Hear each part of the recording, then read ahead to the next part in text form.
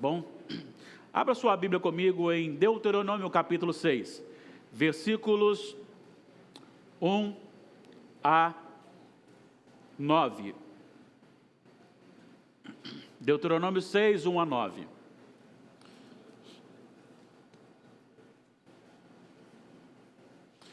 Duas coisas que eu tinha muita vontade de fazer, então, uma eu já fiz: batizar o filho ou filha do meu filho, que eu não sabia qual, e o outro é experimentar um avivamento antes da minha morte. Espero que o Senhor me conceda também esta bênção.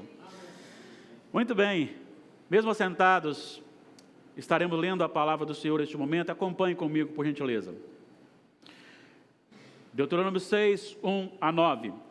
Estes, pois, são os mandamentos, os estatutos e os juízos que mandou o Senhor teu Deus, se te ensinassem, para que os cumprisses na terra a que passas para possuir, para que o temas ao Senhor teu Deus e guardes todos os seus estatutos e mandamentos, que eu te ordeno, tu e teu filho, e o filho de teu filho, todos os dias da tua vida, e que teus dias serão prolongados. Ouve, pois, ó Israel, e atenta em os cumprires, para que bem te suceda, e muito te multipliques na terra que emana leite e mel, como te disse o Senhor, Deus de teus pais. Ouve, pois, Israel, o Senhor nosso Deus é o único Senhor. Amarás, pois, o Senhor teu Deus de todo o teu coração, de toda a tua alma e de toda a tua força. Essas palavras que hoje te ordeno estarão no teu coração. Tu as inculcarás a teus filhos, e delas falarás assentado em tua casa, e andando pelo caminho, e ao deitar-te, e ao levantar-te. Também as atarás como sinal na tua mão, e te serão por frontal entre os olhos, e as escreverás nos umbrais de tua casa e nas tuas portas. A minha oração é confirmando a que já foi colocada aqui, para que o Senhor nos ilumine, para que o Senhor nos edifique com a sua palavra. Amém. Os deveres contidos na aliança. Como nós já acabamos de fazer aqui um resumo muito breve da questão do batismo como aliança, eu queria trabalhar esse texto justamente para a gente entender sobre a nossa responsabilidade naquilo que Deus nos chama como povo dele. É importante, antes de mais nada, tomar conhecimento de que na vida diária, tomar os remédios receitados por um médico não nos torna merecedores da cura, apenas beneficiados com os efeitos dos remédios. Obedecer os mandamentos do Senhor, da mesma forma, não nos torna merecedores, mas nos traz grandes benefícios como graça do nosso Deus sobre nós. O livro de Deuteronômio é conhecido como ou segunda lei, ou a repetição da lei. O que está acontecendo aqui é que praticamente todos que saíram do Egito morreram no deserto. Agora estão ali apenas algumas pessoas, ainda morrem mais uma antes de atravessar o Jordão, e atravessam o Jordão apenas Josué e Calebe dos que saíram do Egito.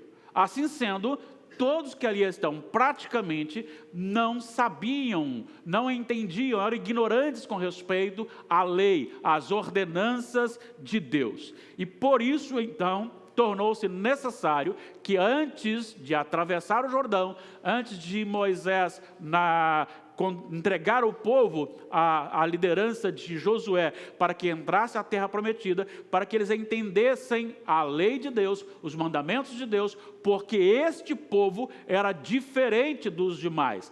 As nações que estavam ao redor, e inclusive as que seriam desterradas ao serem as suas terras tomadas pela guerra dentro da ordem do Senhor, estas nações eram nações pagãs e politeístas. Elas adoravam muitos deuses e com isto Israel se diferenciava. E como diferente, ele precisava entender qual eram os mandamentos, os estatutos, os juízos do Senhor. E quando ele está registrando aqui, refazendo aquilo que ele já tinha falado para o povo, agora contando para esse novo povo, nós chegamos no capítulo 6. Mas para chegar no capítulo 6, 6, é necessário que a gente entenda algumas coisas, que o que está acontecendo nesse registro, contado nesse registro, diz respeito a coisas que aconteceram no Monte Sinai.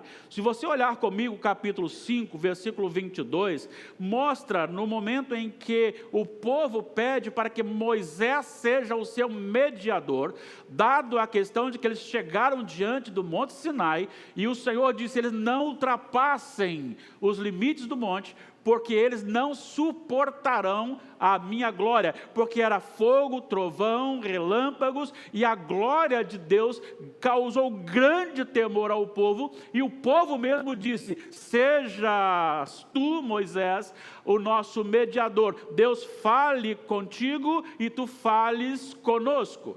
Então, dentro dessa perspectiva, agora você tem um mediador. E no versículo 31 diz assim, tu, porém, fica-te aqui comigo, e eu te direi todos os mandamentos e estatutos e juízos que tu lhes hás de ensinar, que cumpram na terra que eu lhes darei para possuí-la. É Deus falando com Moisés, para que ele permanecesse. O povo vai para casa, Moisés permanece, e você, Moisés, levará esses mandamentos, essas instruções ao povo. É por isso, então, que ele começa no versículo 6, estes, pois, são os mandamentos, os estatutos e os juízos que mandou o Senhor teu Deus, se te ensinassem, para que os cumprisses na terra que passas para possuir.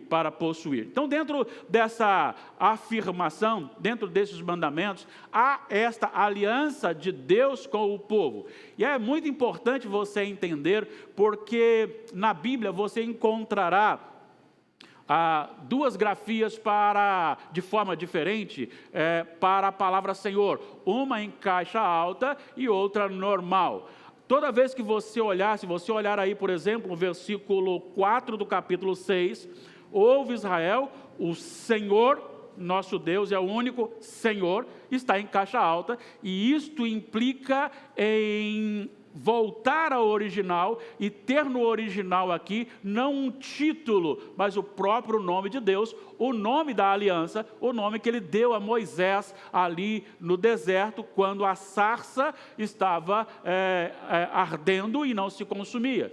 E quando Moisés recebe a ordem para voltar ao Egito, Moisés então pergunta para Deus, bom, se eles me perguntarem quem mandou, o que eu vou falar? E Deus não tem nenhum comparativo, ele não podia dizer o seguinte, os irmãos da igreja lá da Glória, é o Wendel, o presbítero Wendel, que toca a guitarra, é o Wendel da dona Marlene, é o fulano, filho de...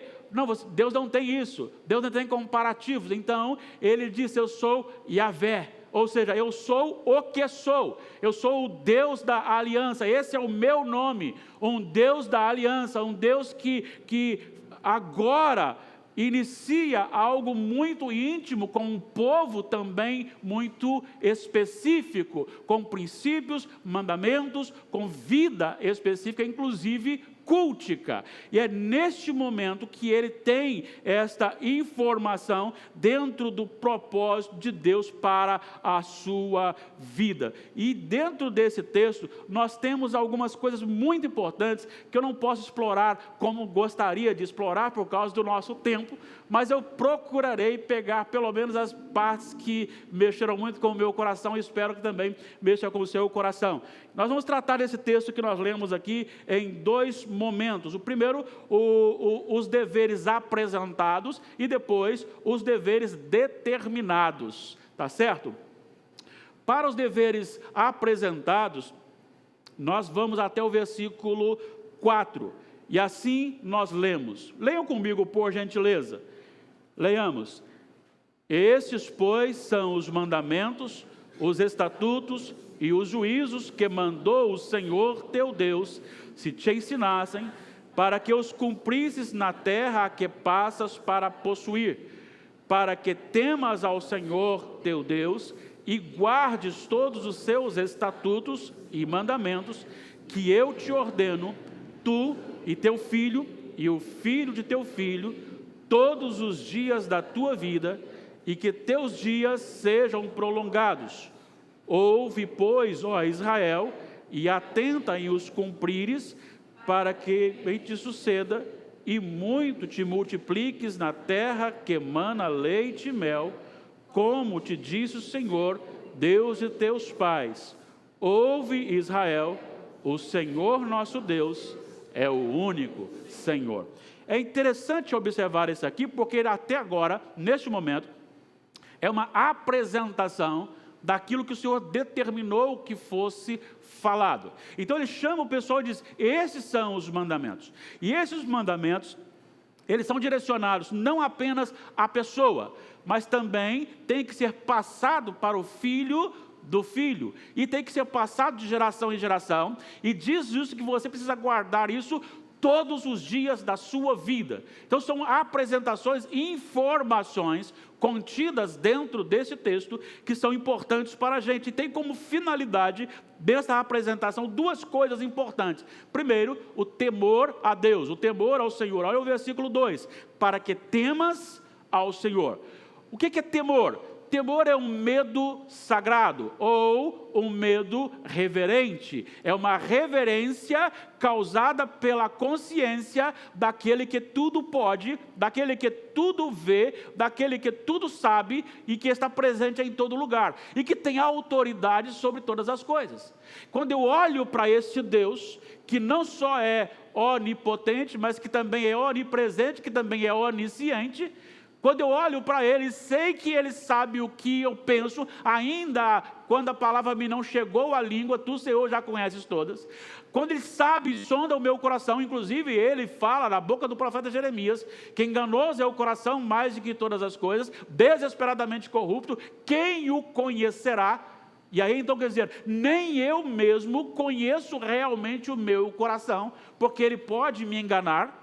Mas Deus, versículo seguinte, versículo 10, Jeremias 17, 9, agora 10, mas Deus sonda o coração. Aquilo que eu não conheço no meu coração, o Senhor conhece o meu coração.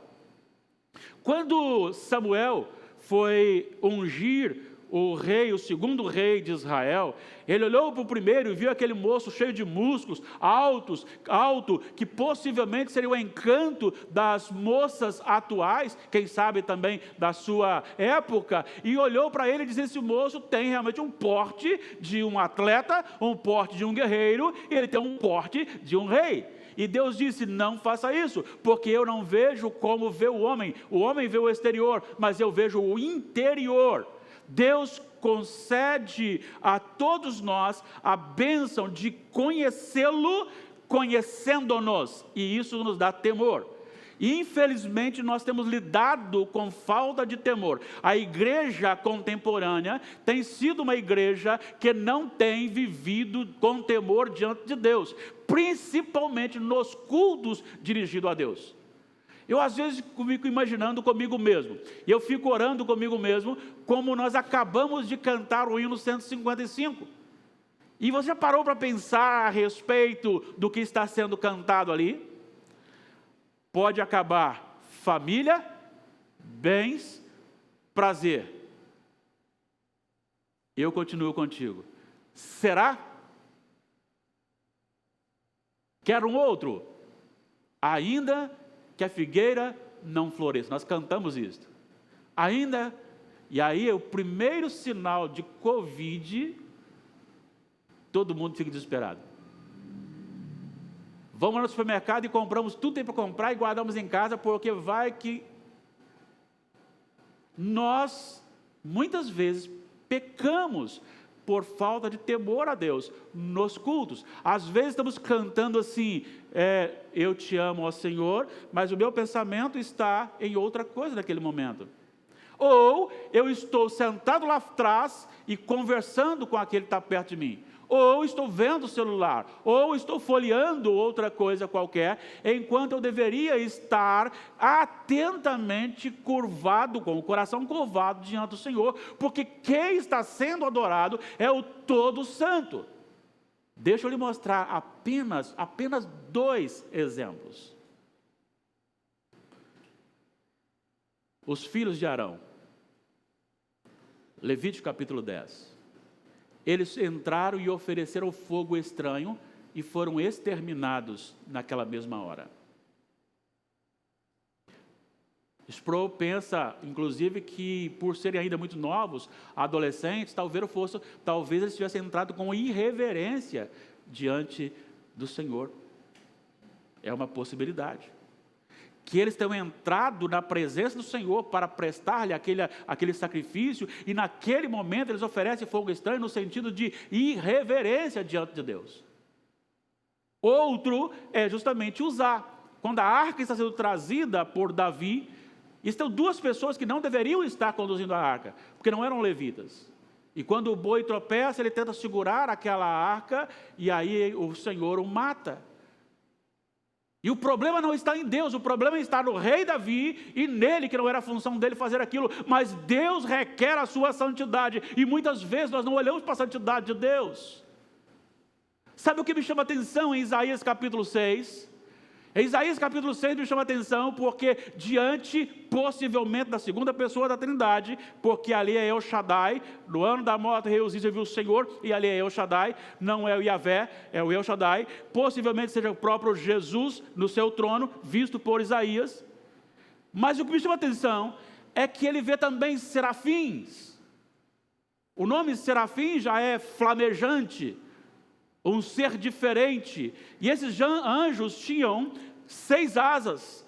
Embora esses anjos não tivessem pecado, esses anjos não eram ousados a ponto de olhar face a face o próprio Deus. Diante da glória de Deus, da santidade de Deus, do poder de Deus, da majestade de Deus, eles cobrem o rosto. Eles tinham temor diante de Deus. E nós perdemos muitas vezes temor diante de Deus. E os mandamentos de Deus são para nos dar temor. Precisamos ter esse cuidado. Eu gosto sempre de citar isso. Para quem alguns aqui conhecem o meu pai. Meu pai está com 88 anos de idade e é um senhor de muita autoridade sobre nós, filhos. Não só sobre nós, sobre a família toda. E o meu pai era aquele homem que não falava, ele só olhava. E a gente respeitava o olhar dele. Doía mais um olhar dele de reprovação do que as varadas que a minha mãe dava. E vou dizer uma coisa para vocês. O meu pai chegava do cultivo do café, e quando ele chegava ou para almoçar ou viesse à tarde, ele sentava, a gente subia pelas pernas, passava pelo pescoço, tinha uma intimidade, tínhamos e temos uma intimidade muito grande com ele, mas a intimidade com ele era carregada também de temor e respeito. Nós não falávamos certas coisas perto dele, não fazíamos algumas coisas perto dele, dada a questão da sua autoridade sobre nós. Hoje, eu tenho o curso superior, ele aprendeu a ler na Bíblia, mas eu discuto com ele de filho para pai, cabisbaixo, tom baixo, mas ele é a autoridade. Lembro-me de um padre que morreu talvez em 96, 97, chamado Padre Léo. Ele fez uma dinâmica muito interessante. Ele dizia o seguinte: entre pai e filho, quando nasce é 10-0 para o pai, aí começa a crescer 9-1, vai desenvolvendo 8-2, 7-3, 6-4, e quando está 6-4, continua até o final, ainda que o filho se torne presidente da república e o pai seja um analfabeto, continua 6-4, e para Deus é sempre 10-0 para nós, porque Ele é o santo de Israel, e de Israel espiritual. Nós precisamos saber que Ele não pode se contaminar com o pecado, e se nós estamos aqui agora vivos, é porque Ele está usando de misericórdia e graça sobre nós. Então precisamos temer o Senhor. A segunda coisa é a obediência. Olha só: para que temas ao Senhor teu Deus e guardes todos os teus mandamentos. É muito comum a gente falar que ama o Senhor. A gente declara isso lendo a Bíblia, orando e cantando. Mas às vezes somos enquadrados por Jesus naquela pergunta que vai lá no cerne da nossa alma. Ele certa vez perguntou para os seus discípulos: por que me chamais Senhor, Senhor, e não fazeis o que eu vos mando? Ele diz: se me amais, guardareis os meus mandamentos. Aquele que me ama, guarda o meu mandamento. Aquele que me ama, me obedece. E esse contexto de obediência é algo natural de um coração transformado, uma natureza espiritual plantada. Então essa é a finalidade dos mandamentos.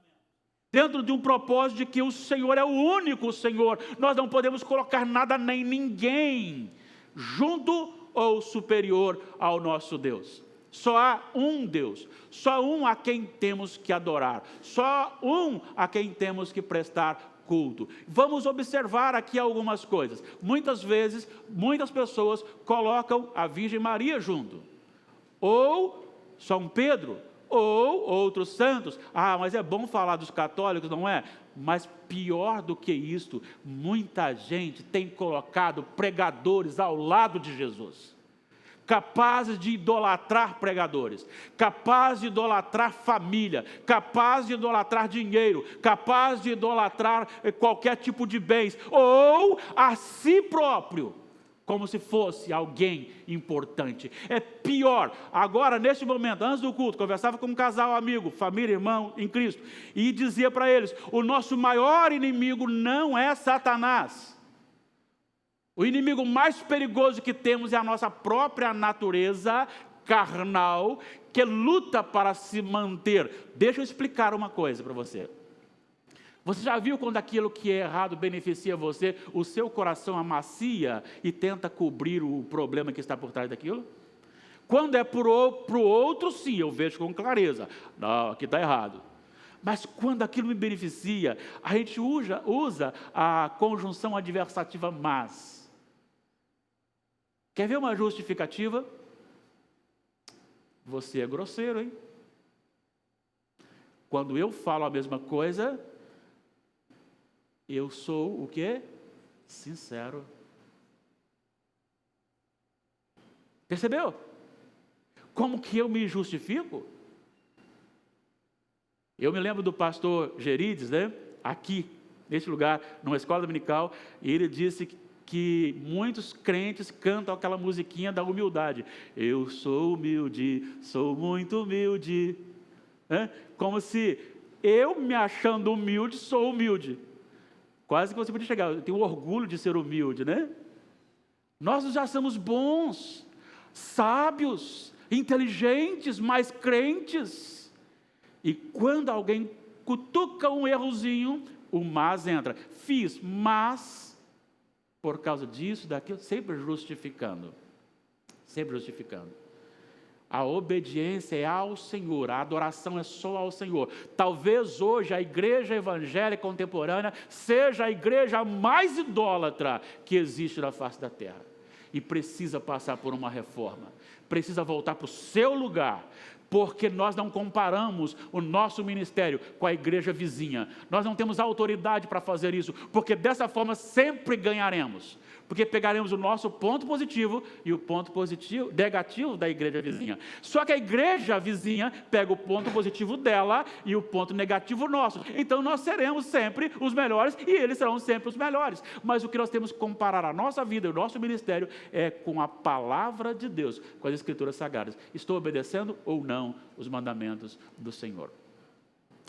Diante disso, ele apresenta esses mandamentos e a finalidade. E o centro desses mandamentos, que é Deus sobre todas as coisas. Vamos para a segunda parte agora, que é deveres determinados. São ordens dadas com ênfase. E aí entra então os versículos 5 até o 9, e eu os convido a ler novamente comigo, por gentileza. Leiamos. Amarás, pois, o Senhor teu Deus, de todo o teu coração, de toda a tua alma e de toda a tua força. Estas palavras que hoje te ordeno estarão no teu coração, tu as inculcarás a teus filhos, e delas falarás assentado em tua casa, e andando pelo caminho, e ao deitar-te, e ao levantar-te. Também as atarás como sinal na tua mão, e te serão por frontal entre os olhos, e as escreverás nos umbrais de tua casa e nas tuas portas. Veja, até o versículo 4, Ele está dizendo, esses são para que o Senhor é. Agora é uma determinação, e essa determinação, ela parte em primeiro lugar, que nós temos que amar a Deus plenamente, com tudo que somos e temos. Muitas pessoas discutem aqui uma doutrina,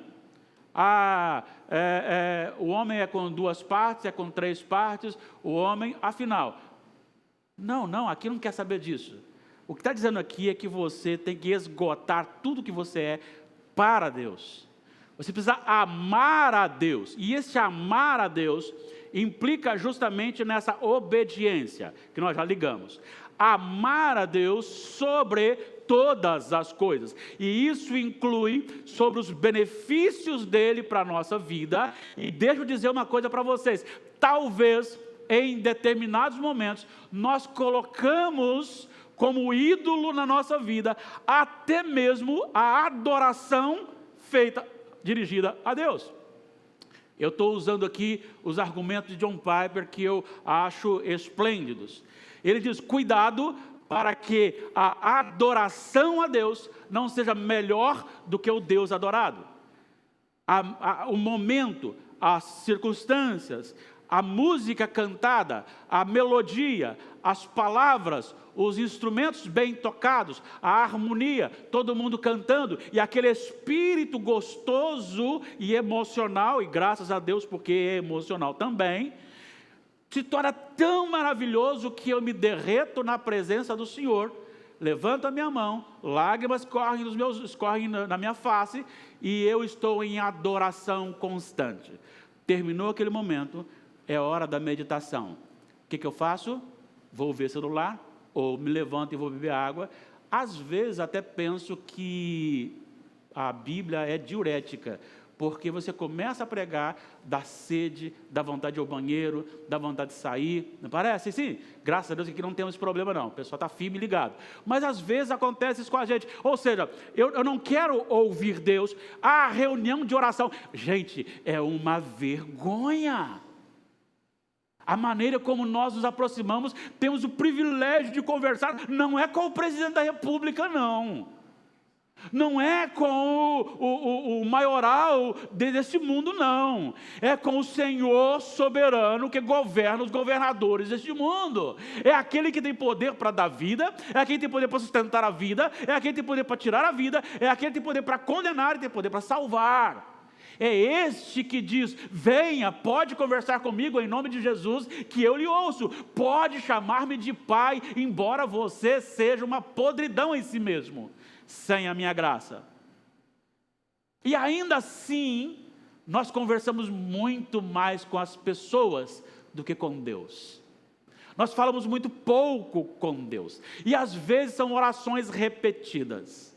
Lembro-me da ilustração de que um moço, precisando de um emprego, ele começou então a orar ao Senhor, e de repente aparece o emprego. E ele então chega em casa no primeiro dia, feliz da vida, e ele então vai dormir, ele se ajoelha à beirada da cama e diz assim, Senhor, graças te dou por esse dia, pelo trabalho, como foi maravilhoso, e fez aquela oração. No segundo dia também. No terceiro eu estava mais cansado, diminuiu. No quarto diminuiu. Quando chegou na sexta-feira ele estava tão cansado que ele orou, Senhor, a mesma de ontem, e foi dormir. Esqueceu de orar. Esqueceu, porque a oração some, e nós oramos a mesma oração, e às vezes oramos para coisas daqui, só daqui, esse é o problema. Olha o conteúdo da sua oração, eu não estou sendo juiz sobre você não, seja você mesmo o seu juiz. Qual é o conteúdo da sua oração? O que tem mais na sua oração? Saúde, dinheiro, comida, proteção? O que você tem de glória de Deus, nome santo de Deus, reino de Deus, vontade de Deus? O que você tem de desejo de ser diferente? Porque não é errado você orar pelos detalhes. Eu oro, inclusive, para que Deus me dê vaga de estacionamento quando eu vou no centro de Vitória. Porque só na oração. Porque sem oração você não consegue.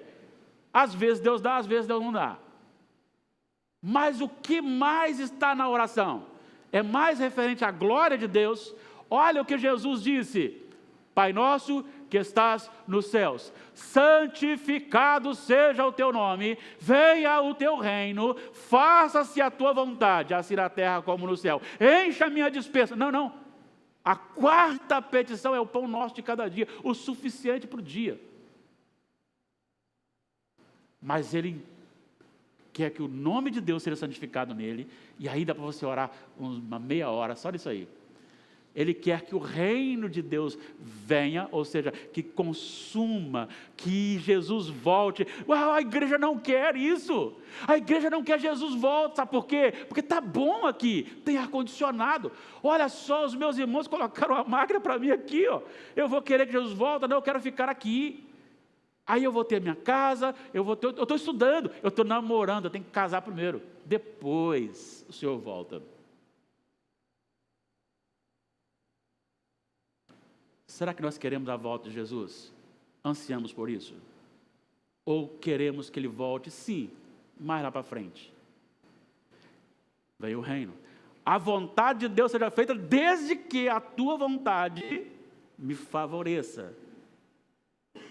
Bastou um atrito, bastou uma adversidade, bastou um problema, e eu começo, que Deus é esse?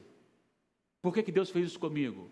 Por que Deus está realizando isso? E começo a questionar Deus. Será que eu estou amando a Deus de verdade? As circunstâncias estão acima do próprio Deus, porque eu quero as bênçãos de Deus. Olhe só a síndrome de Adão em nós. Adão pecou contra Deus, se escondeu de Deus no jardim de Deus. Por que Adão não saiu? Por que ele não foi embora? Por que ele não saiu do jardim de Deus? Porque ele não queria Deus, ele queria o jardim de Deus. Tem muito crente que sai atrás de campanhas simplesmente para obter a bênção de Deus, mas não quer compromisso nenhum com Deus. Amarás, pois, o Senhor teu Deus.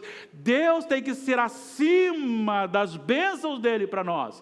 Porque o dia que Deus não me responder, o dia que Deus não me der a vaga de estacionamento lá, o dia que Deus não me curar, o dia que Deus não resolver o meu problema, o dia que tudo acabar, o dia que não tem mais água para beber, não tem mais comida para comer, não tem mais casa para morar, ainda assim eu tenho que estar diante do Senhor obedientemente, porque amar o Senhor de todo o meu coração, de toda a minha força, significa que não importa o que eu receba, Deus é o meu Senhor único, e eu amarei em qualquer circunstância.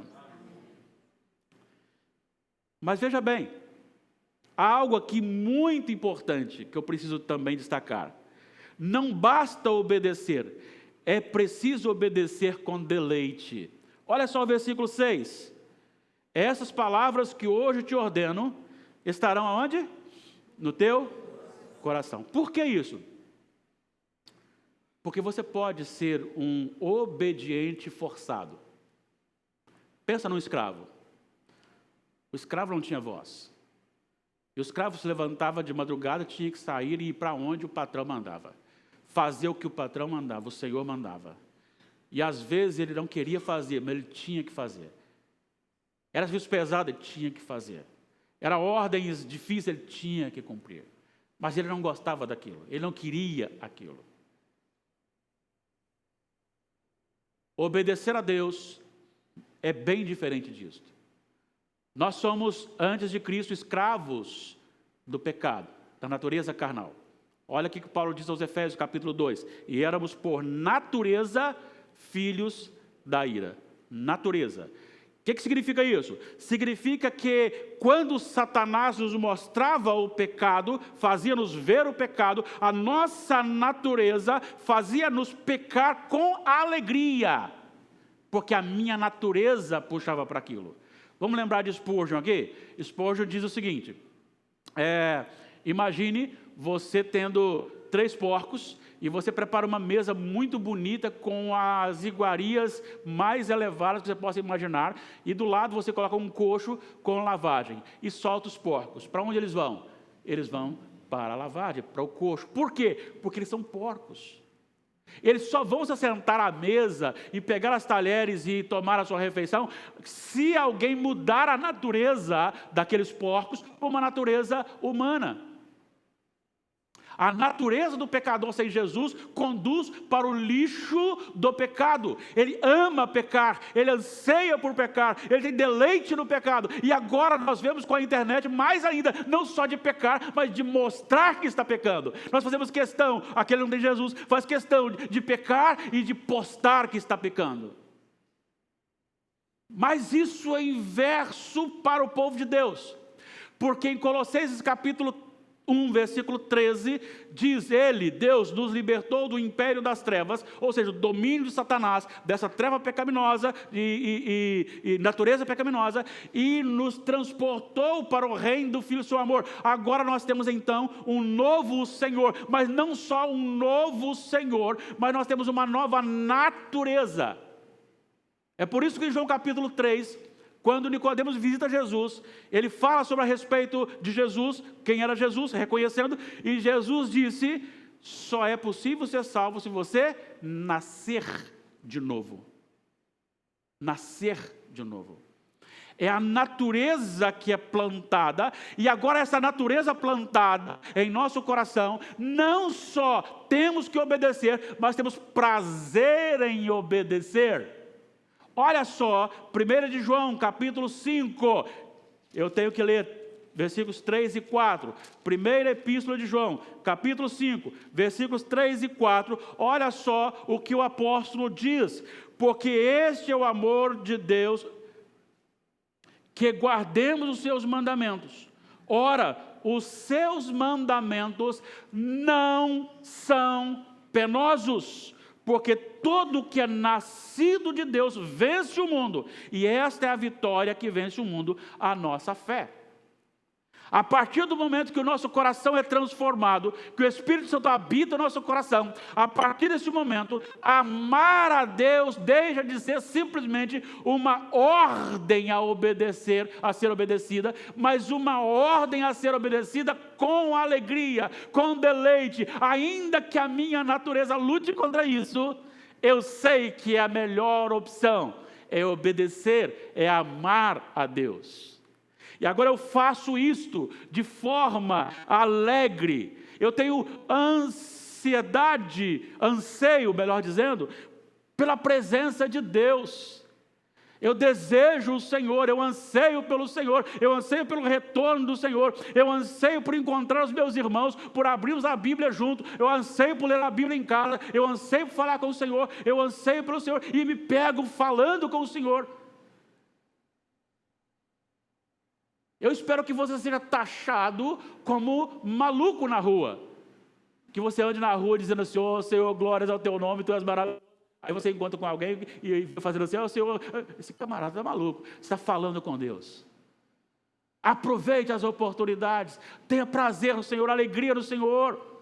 Você tem a liberdade, você vem para um templo como esse, um banco como esse, um local como esse, com ar-condicionado, com pessoas maravilhosas que Deus trouxe perto de você para cultuar a Deus com liberdade. Você tem essa Bíblia, você tem a projeção, você tem o celular, e no celular você tem várias traduções, você pode recorrer ali, você pode observar ali, você pode falar com Deus quando você quiser, você pode cantar louvores com toda a sua força. Aproveite, porque muitos irmãos nossos não podem fazer isso. Tenha deleite no Senhor. Tenha deleite no Senhor. E aí, a responsabilidade agora dos pais de criar a sua família no propósito de Deus. E de colocar a família como principal campo missionário não é à toa, porque na família é o maior, talvez seja o local mais difícil de pregar o Evangelho. Mas não tem como você ser um missionário, um evangelizador, se você não é dentro de casa. E você precisa criar o seu filho, e é responsabilidade nossa criar o nosso filho para a glória de Deus.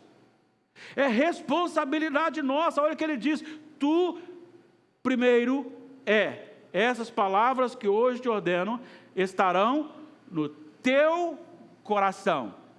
E uma vez no teu coração, tu as inculcarás aos teus filhos. E aí com intensidade. O que mais tem na sua casa? O que mais lá se observa? O que os seus filhos têm visto em você? O seu filho te vê lendo a Bíblia? O seu filho te vê orando? O seu filho te vê louvando a Deus? Ou ele te vê falando mal da igreja? Falando mal do pastor, do presbítero, do irmão? Ou ele vê você apenas vendo coisas que não glorificam a Deus? O que a sua família te vê fazendo? E a essência aqui é justamente essa. Em todo lugar e em todo momento, fale a palavra de Deus. Inculque nos seus filhos, para que os seus filhos cresçam sabendo quem é Deus, conhecendo quem é Deus. Deixa eu dizer uma coisa para vocês, homens. Atenção. Eu tenho me preocupado. Estou muito preocupado com a maneira como nós estamos lidando com a responsabilidade que Deus nos concedeu. Deus não deu a liderança para a mulher. Você é o cabeça da sua casa. Não é o chefe, não é. É liderança espiritual. Jesus não veio para ser servido, ele veio para servir. É do modelo de Jesus. Mas você é o responsável pela sua casa. Você é responsável para chamar, para conduzir, para corrigir. Você tem que dar o exemplo de vida. Você precisa ser inserido na obra do Senhor.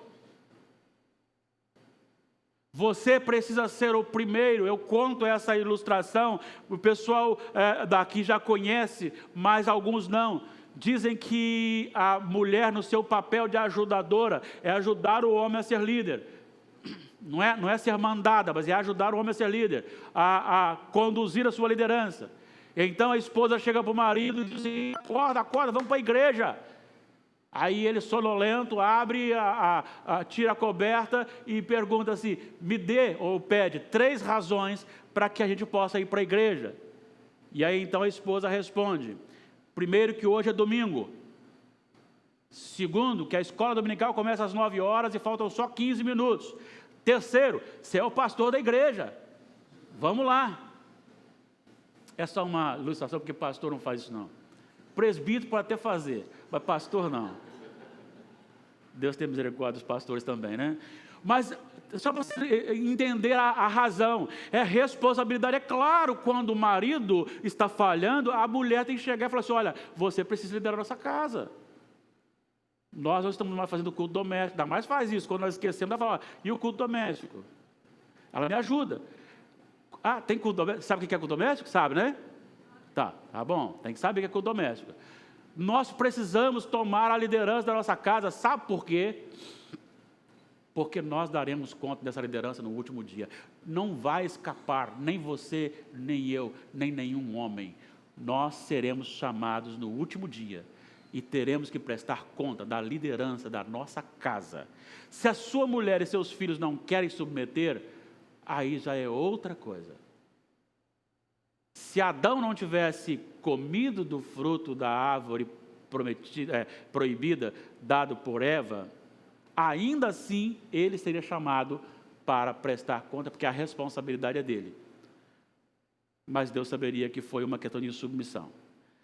Agora, a esposa, ela é responsabilidade nossa de conduzi-la no propósito de Deus. E ela tem a função de nos ajudar nisso, cobrando-nos, ajudando-nos, cuidando-nos, assim como vocês, creio, têm feito. Mas eu queria desafiar os homens aqui a ser os primeiros a conduzir a sua casa num propósito de culto a Deus. Abrir a sua casa para culto ao Senhor. A palavra de Deus ser constante na sua casa. Nós estivemos numa conferência missionária em Vila Velha, não me lembro qual igreja, Assembleia de Deus, mas não lembro qual Assembleia de Deus, e estávamos ouvindo um ex-muçulmano.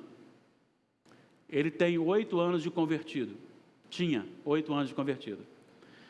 Ele tinha um filhinho de 5 anos, e ele disse para a gente que já tinha lido a Bíblia 35 vezes, em 8 anos. Só para o filho, já tinha lido com o filho 5 vezes a Bíblia toda.